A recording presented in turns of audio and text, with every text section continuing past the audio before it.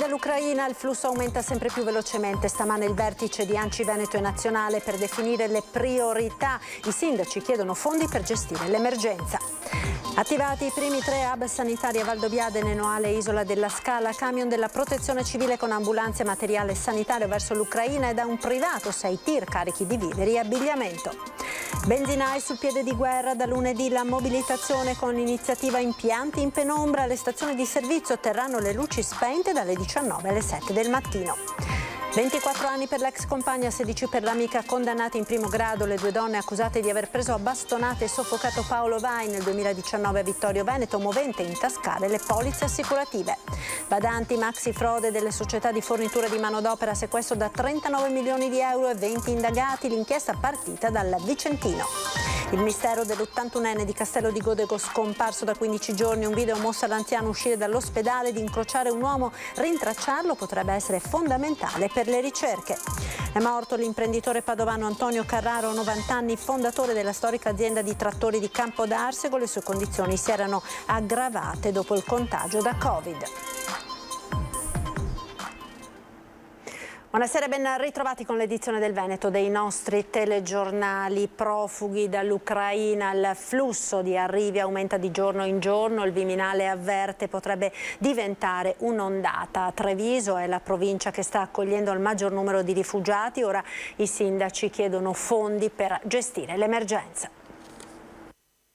Noi in questo momento non posso nascondere che siamo in forte difficoltà nel far fronte a tutte queste emergenze, però lo affrontiamo con serietà, la chiediamo allo Stato, chiediamo all'Europa di metterci a disposizione degli strumenti. Che tradotto significa soldi per sostenere l'emergenza. Gli arrivi sono costanti e lo confermano i numeri. Siamo arrivati in Veneto a quota 2.900, Treviso con 948 persone è la provincia che sta accogliendo più rifugiati. Sono donne, bambini, anziani e perché l'accoglienza sia dignitosa, sottolinea il presidente ANCI Mario Conte, reduce dalla videoconferenza con ANCI Nazionale, servono fondi subito. Uno dei temi è l'urgenza, perché la guerra non aspetta che l'Italia assuma dei provvedimenti di sostegno alle famiglie, le necessità sono oggi. Anche questa mattina i primi nuclei familiari che si sono fatti carico degli ospiti cominciano a venire in comune a chiedere un aiuto, perché corrisponde tra l'altro questa emergenza con il caro bollette e con le difficoltà anche legate al mondo del lavoro, perché ricordo che siamo reduci da 2 anni di pandemia. I profughi stanno continuando ad arrivare, ma in maniera disordinata, con flussi non sempre controllabili.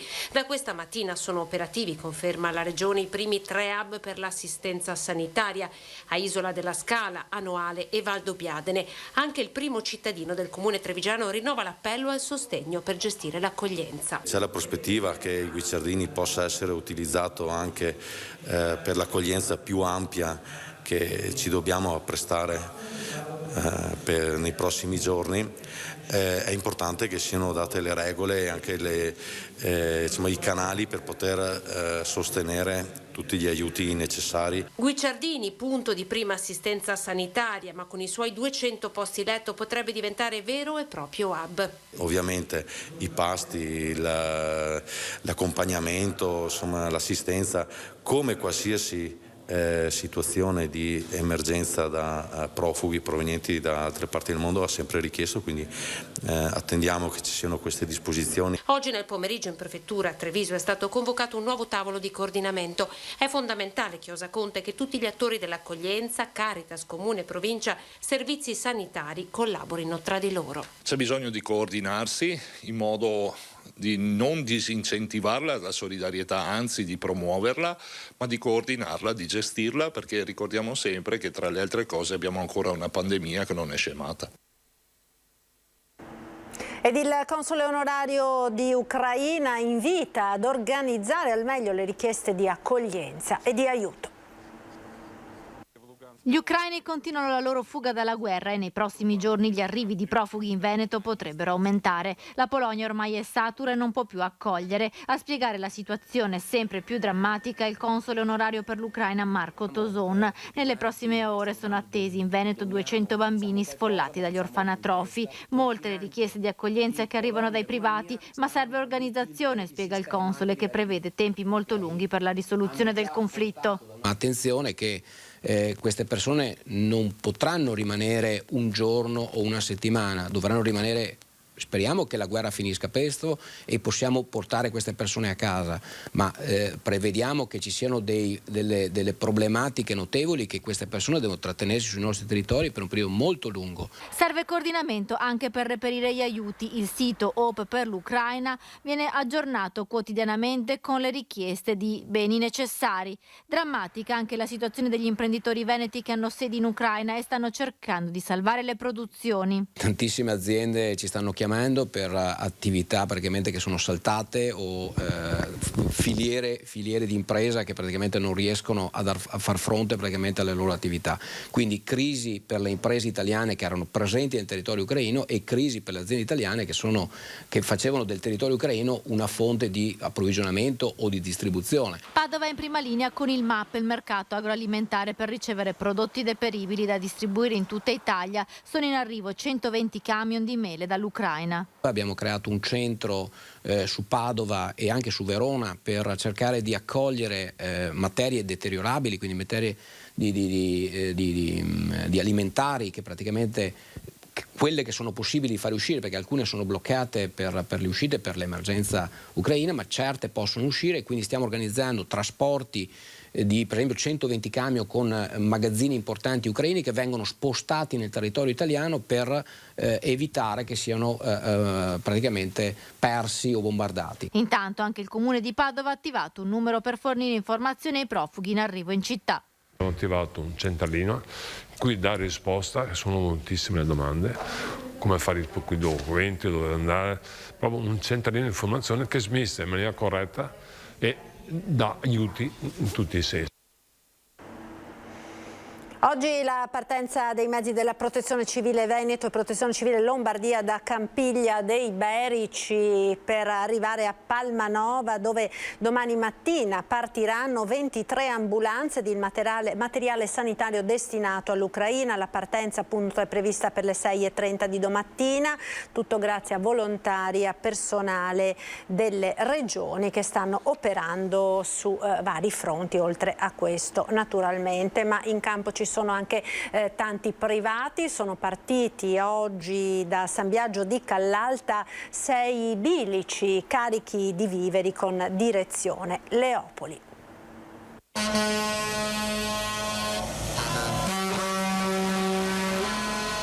Sono partiti alle 2 del pomeriggio con il loro carico di viveri e di grande solidarietà ai bilici della Man Group di Olmi di San Biagio di Callalta, probabilmente una delle più lunghe e importanti colonne umanitarie che stanno partendo dall'Italia. I mezzi sono diretti a Leopoli, nell'Ucraina occidentale. Per raggiungere la città avranno bisogno dell'ok della Farnesina. Un viaggio complicato, benedetto da Don Edi, con parole tutt'altro che di circostanza. Cito una frase che molti di noi hanno ascoltato nel film Schindler's List, non so se vi ricordate: chi salva una vita salva il mondo intero. Ecco, io credo che oggi voi con questo servizio, non una ma tantissime, allora la gratitudine di tutte le parrocchie, ma penso di San Biagio e di tutte le famiglie che vi accompagnano. Grazie. Vi do la benedizione e grazie di cuore per questo servizio. Grazie. Poi l'abbraccio con il titolare Antonio, che guiderà la task force e che in pochi giorni ha raccolto 1650 quintali di materiale da privati e imprese. Commosso il saluto della moglie Chetti. Molto emozionata, sì. Quello di suo marito è un bel gesto. È un gesto enorme, è stato un grande, sì. Cosa le ha detto? Che torna con tutti, perché gli ho detto siete in 9, tornate tutti 9. È un po' preoccupato.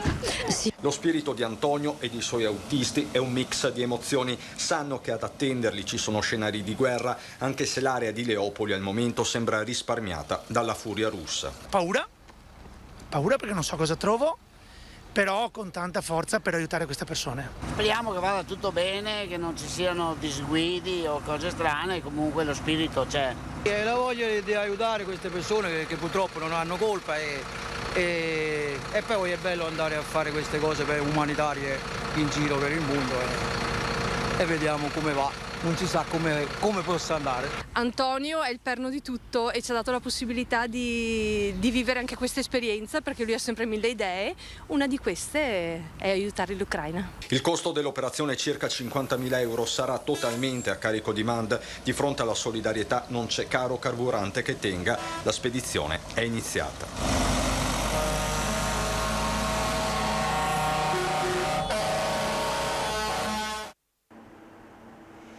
Caro energia, benzinai in crisi protestano spegnendo le luci dei distributori. Benzinai sul piede di guerra, da lunedì la mobilitazione con l'iniziativa Impianti in penombra, in cui anche le stazioni di servizio vicentine terranno le luci spente dalle 19 alle 7 del mattino per ridurre i costi energetici. Questa è una forma di protesta per far capire al governo la necessità di un intervento immediato. Chiediamo la sterilizzazione dell'IVA, chiediamo una riduzione delle accise, una riduzione o un credito d'imposta per quanto riguarda le transazioni bancarie, che vanno a incidere molto sul conto economico delle gestioni. Tutto questo a fronte di una ristrutturazione completa della rete. Chiediamo un tavolo di emergenza al governo, che diventa importante in questo momento, e un tavolo anche di settore, perché il settore è in difficoltà da molti anni e penso che sia il momento di prendere in mano questa situazione. Strozzati dagli aumenti e margini ridotti all'osso, il rischio che rilevano è quello di azzerare la categoria, che conta 1.600 impianti in regione che danno lavoro a quasi 3.000 operatori del settore. Le gestioni hanno un guadagno medio di 3,5 centesimi al litro, quindi con gli ultimi aumenti di costi fissi il margine del gestore si è ridotto circa 1,5 centesimi, quindi insostenibile per la categoria. La Federazione dei Benzinai ha inviato una lettera ai parlamentari veneti chiedendo sostegno per istituire un tavolo di concertazione ministeriale. Ed ora la cronaca giudiziaria con l'omicidio di Paolo Vai a Vittorio Veneto. Oggi in tribunale a Treviso la sentenza di primo grado, 26 anni per l'ex compagna Patrizia Armellin e 16 per la giovane complice.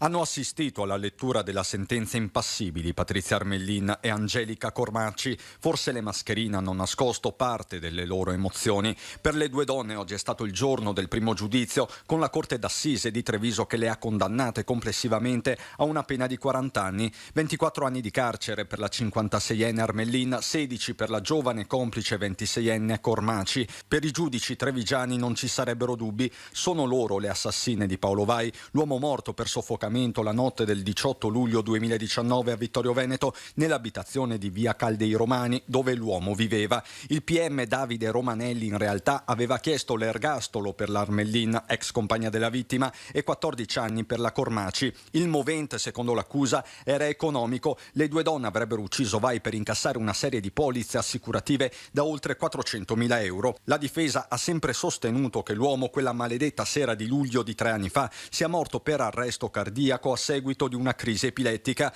versione questa di fatto confutata dalla relazione dell'anatomopatologo Alberto Furlanetto, secondo cui la morte di Vai era stata causata da uno schiacciamento toracico con frattura di alcune costole e conseguente asfissia. Le due donne, questa la ricostruzione, avrebbero colpito l'uomo già ubriaco con un bastone, finendolo poi con un cuscino schiacciato sul volto. Per Vai quindi nessuno scampo. Condanna per l'interfezia la pena di anni 24 di reclusione e con Angelica la pena di anni 16 di reclusione. I giudici hanno condannato le due imputate anche una provvisionale di 50.000 euro a favore della parte civile Roberta Bencini, l'ex moglie di Paolo Vai, all'interdizione perpetua dai pubblici uffici e al pagamento delle spese legali. La difesa ha già annunciato l'appello. Il fatto stesso che non sia stato dato l'ergastolo dimostrerebbe che l'impianto accusatorio non sarebbe stato accolto del tutto dal collegio giudicante, e mentre si attendono le motivazioni, a rappresentare la comunità di Vittorio Veneto è il sindaco Miatto. Si può dire che c'è stato una giustizia che si è espressa, a sufficienza o no, non sta a me a dirlo, resta l'amarezza per l'assassinio che è avvenuto. La vittima non ce l'abbiamo più fra di noi, abbiamo soltanto le colpevoli, oggi sappiamo che lo sono, e per la comunità vittoriese resterà un brutto ricordo. Badanti, maxi frodi delle società di fornitura di manodopera, sequestro da 39 milioni di euro e 20 indagati. Tutto è partito dall'esposto di una badante che lavorava nell'Alto Vicentino. Una maxi frode da 39 milioni di euro, quella scoperta dalla Guardia di Finanza di Vicenza, sotto sigillo 36 immobili tra Marche, Toscana, Lazio, 2 imbarcazioni da diporto, 3 auto di lusso, 27 partecipazioni societarie, 2 orologi preziosi e numerosi conti correnti. Indagini nate dopo un esposto nel 2018 da parte di una badante attiva nell'Alto Vicentino che ha spiegato alla Finanza di Schio di essere stata costretta da un dipendente di un'agenzia di Padova a corrispondere una somma di denaro all'atto dell'assunzione e della percezione del primo stipendio. Le indagini hanno permesso di far luce su una vasta frode che si celava dietro l'operatività di tale agenzia. Nonostante fosse il front office sul territorio per la fornitura di manodopera, le badanti erano formalmente inquadrate all'interno di società cooperative con sede legale a Roma e operativa a Milano, ma di fatto inesistenti. Sono state individuate 17 società cooperative attive in tutto il territorio nazionale, in svariati settori economici di fornitura di manodopera: badanti, infermieri, personale paramedico, autotrasportatori, braccianti stagionali e operai edili, per oltre 3.000 posizioni lavorative comunicate, risultate tutte irregolari. Tutte queste cooperative avevano un front office che erano le agenzie situate su tutto il territorio nazionale, ma a monte il costo del lavoro era totalmente abbattuto attraverso le indebite compensazioni derivanti dall'utilizzo di fatture per operazioni inesistenti. Quindi una frode fiscale che ha permesso di sottrarre alle casse dell'erario circa 39 milioni di euro, che è l'importo del sequestro preventivo che è stato eseguito nei giorni scorsi. Solo in Veneto sarebbero 1.400 le badanti inquadrate attraverso le collegate agenzie di Padova, Vicenza, Campo San Piero e Dolo, realizzando un volume d'affari di oltre 5 milioni di euro. 20 le persone fisiche a vario titolo denunciate per i reati di dichiarazione fraudolenta, dichiarazione infedele, omessa dichiarazione, emissione di fatture per operazioni inesistenti, omesso versamento IVA e indebita compensazione. Ore di angoscia per i familiari dell'81enne di Castello di Godego, scomparso da più di 15 giorni. Ora potrebbero essere fondamentali le immagini del sistema di videosorveglianza dell'ospedale. Ecco le ultime immagini che riprendono Giancarlo Antonello, l'81enne di Castello di Godego, scomparso lo scorso 23 febbraio dall'ospedale di Portogruaro, dove era stato curato dopo una brutta caduta. L'uomo, lo ricordiamo, si divideva tra il comune del Trevigiano e Pramaggiore, dove vive la compagna.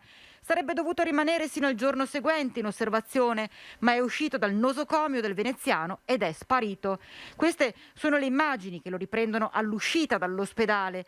È evidente la fasciatura sulla testa, si nota la sua incertezza, ma fondamentale alle ricerche potrebbe essere la persona che state vedendo che ha incrociato Antonello poco dopo l'uscita dall'ospedale, come conferma la presidentessa di Penelope Veneto che sta seguendo la famiglia. Si vede benissimo che lui, che aveva preso una direzione, incontra e parla con una persona che sembrerebbe un uomo e poi cambia immediatamente direzione e prende la direzione di Concordia Sagittario, che è poi il luogo dove c'è stato questo avvistamento delle ore 1:30 di notte del 24. Quindi se questa persona si è riconosciuto nel video, ha riconosciuto la circostanza e l'incontro con Giancarlo, noi chiediamo che si faccia viva. Cominciano già ad arrivare ai carabinieri segnalazioni di avvistamenti, tra questi una parrebbe attendibile, sempre nella zona tra Portogruaro e Concordia Sagittaria. Un gruppo di ragazzi che stava facendo una partita di calcetto pare avesse notato un anziano con una fasciatura sulla testa passare velocemente vicino al campo in bicicletta. Qualcuno ha notato la scomparsa di una bicicletta fra la notte del 23 e del 24? L'appello è rivolto a chiunque possa aver visto, notato, incrociato Giancarlo Antonello in quelle fatidiche ore. Ci fermiamo ora per qualche istante di pubblicità, tra poco restate con noi.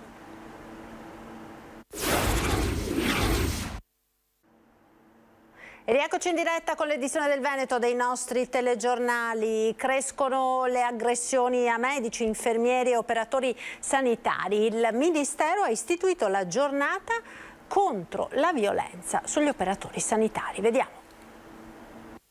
86 aggressioni a medici nel 2021, nella sola azienda ospedaliera di Padova nel 2019 erano state 22, un dato che però non riflette completamente la realtà perché tanti operatori sanitari ancora non denunciano le violenze subite.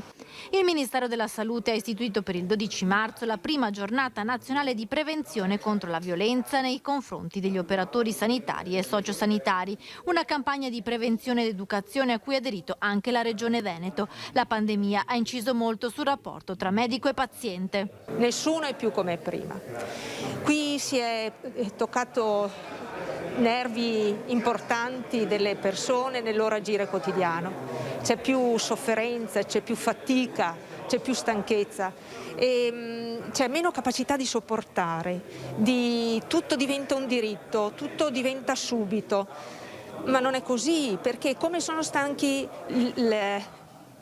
le persone che vengono a chiedere aiuto, altrettanto sono stanchi gli operatori. Da sanitari eroi nella prima fase del Covid a medici diventati il capro espiatorio e valvola di sfogo di ogni malumore, la violenza nei loro confronti sempre di più non è solo verbale ma anche fisica. I problemi maggiori noi li abbiamo in termini di violenza e di aggressività verbale o fisica con le persone che sono stratificate in basso dal punto di vista del codice di ingresso, quindi il codice bianco per definizione, cioè difficilmente noi abbiamo problemi con il codice rosso o arancione, con il codice giallo, anche perché i tempi di gestione evidentemente sono più brevi. Non ci sentivamo eroi prima, non lo siamo ora, facciamo solo il nostro lavoro, ovvero prendersi cura dell'altro, ha spiegato il dottor Cianci, direttore del pronto soccorso, il reparto ospedaliero insieme al SUEM 118 dove avviene il maggior numero di aggressioni. Necessario educare al rispetto, far rete per fornire percorsi di recupero ai sanitari e informare sulle possibilità di denunciare le violenze. La Polizia di Stato, presente con il posto di polizia in azienda ospedaliera, spiega com'è cambiata la procedura. Sia per le lesioni ma per qualsiasi altro reato, anche più piccolo, ormai per effetto delle aggravanti c'è una procedibilità d'ufficio, non c'è alternativa, bisogna segnalare agli uffici di polizia per i quali poi procedono con la loro attività investigativa per poter inoltrare notizia reato alla procura. È un sistema che su altri settori ha funzionato perfettamente, ha consentito di ridurre il fenomeno delittuoso e quindi credo che su un lungo periodo anche per quanto riguarda questo tipo di reati sarà vincente. Lutto nel mondo dell'imprenditoria veneta. È morto questa mattina l'imprenditore padovano Antonio Carraro, 90 anni, fondatore dell'omonima azienda dei trattori di Campodarsego. Carraro è deceduto all'ospedale di Belluno dove si trovava da un paio di giorni per il peggioramento delle condizioni di salute nel corso di una convalescenza seguita ad un contagio da Covid. L'imprenditore si trovava nel bellunese perché era sua abitudine trascorrere l'inverno nella sua abitazione di Cortina d'Ampezzo. Il marchio Antonio Carraro, nato nel 1960, è collegato alla produzione del primo trattore monoasse Scarabeo. Ed è tutto per questa edizione dei nostri telegiornali. Io vi ringrazio per essere stati con noi. Come sempre, in chiusura diamo uno sguardo alle previsioni del tempo con il nostro meteo. Arrivederci.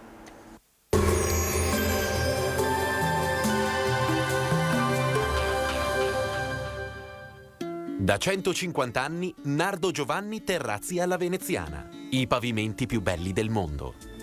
Bentrovati al meteo. Pressione atmosferica stabile, ma continuano ad affluire sulla nostra penisola masse d'aria di origine artica provenienti dall'est Europa.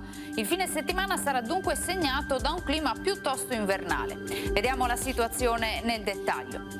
Sul Veneto la giornata di sabato 12 marzo sarà asciutta, da segnalare solamente una residua nuvolosità sulle prealpi e sulla pianura più occidentale a inizio giornata, poi in diminuzione fino a cielo sereno o al massimo poco nuvoloso dal pomeriggio. Temperature minime in diminuzione, saranno comprese tra -3 e 2 gradi, massime stazionarie sugli 8-10 gradi. Spostiamoci ora sul Friuli Venezia Giulia, anche qui ampio soleggiamento, lo vedete, cielo limpido o al massimo con qualche nube a carattere sparso.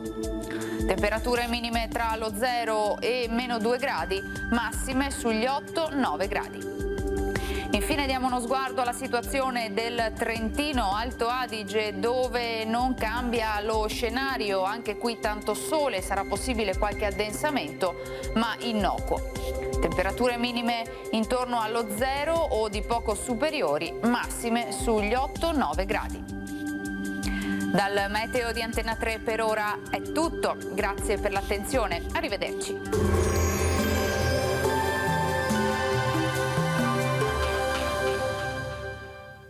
Da 150 anni, Nardo Giovanni Terrazzi alla Veneziana. I pavimenti più belli del mondo.